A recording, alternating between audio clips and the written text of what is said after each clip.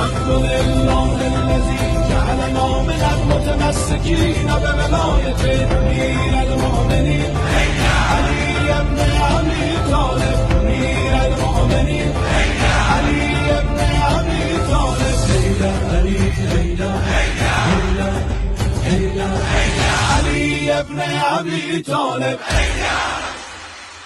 اس غم میں جس میں کہ خود رسول کے نواسے بھی روئے ہیں، خود امام حسین علیہ الصلوۃ والسلام بھی روئے ہیں، اور بعض کتب روایات میں ملتی ہیں، آپ جا کے مطالعہ فرما سکتے ہیں، مقتل کی کتابوں میں جا کے دیکھ سکتے ہیں.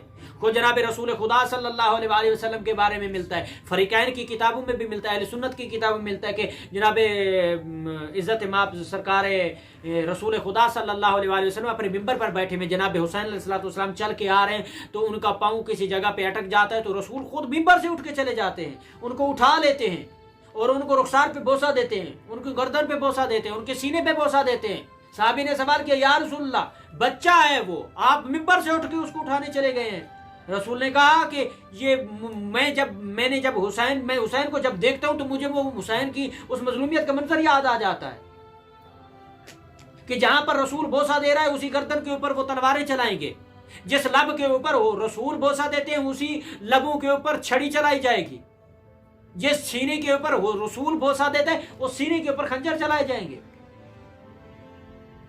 یعنی یہ دلیل ہے، یہ ایک مسلم موضوع ہے جس کو کسی اپنی الفاظ اور کسی ایک جو ہے وہ فلسفیانہ گفتگو سے ان مسلمات کو ختم نہیں کیا جا سکتا. یعنی ماتم حسین عبادت ہے، گریہ کرنا حسین کے غم میں عبادت ہے، آہ بکا کرنا عبادت ہے، پیٹنا عبادت ہے، سینے پہ ہاتھ مارنا عبادت ہے.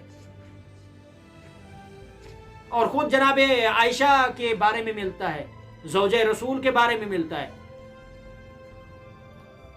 کہ جب ان کے والد بزرگوار جب اس دنیا سے چلے گئے تو انہوں نے کیا ان کی حالت و کیفیت دیکھیں، مشکات میں جا کے دیکھیں کیا لکھا ہے کتابوں میں، بخاری میں جا کے دیکھیں، مسلم میں دیکھیں،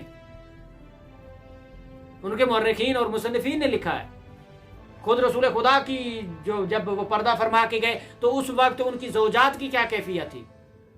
جناب عائشہ کا ان کو دیکھ رہے ہیں، انہوں نے کیا کیا ہے، وہ افعال آیا غلط ہیں؟ اگر وہ غلط نہیں ہیں تو پھر شیعت کے اوپر وہ اعتراض اگر کیے جائیں تو وہ درست نہیں ہے.